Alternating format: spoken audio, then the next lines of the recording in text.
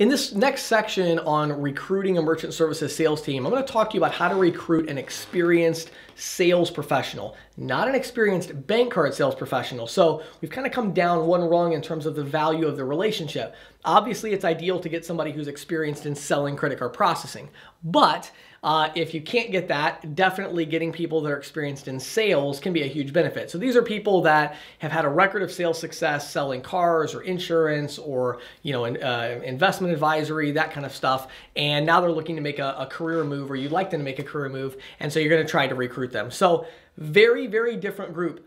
Totally different approach going after these people, these individuals, as it is going after the experienced bank card rep. So the experienced bank card rep, in many cases, you've got to focus a lot of time on the compensation because you got to make sure you've plugged all the holes and you've got everything filled in so that they don't leak out and go to another processor.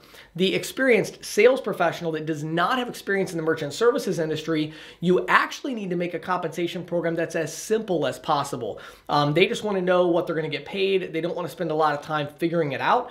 They just want to know what they're going to get paid. It's going to need to be something reasonable, and certainly somewhat competitive. I mean, over time you could lose them as they get better and become an experienced bank card rep. So, my advice there is basically keep an open line of communication so that they call you and they're like, hey, I just saw that I can get this or that at another place. And that kind of is your cue that, they've grown a lot. I don't need to do as much hand holding. I can afford to maybe pay them a little bit more to be more competitive. But initially, you really just need a simple program where you have to focus all of your attention with the experienced sales professional is actually on the information that you provide to them and the training.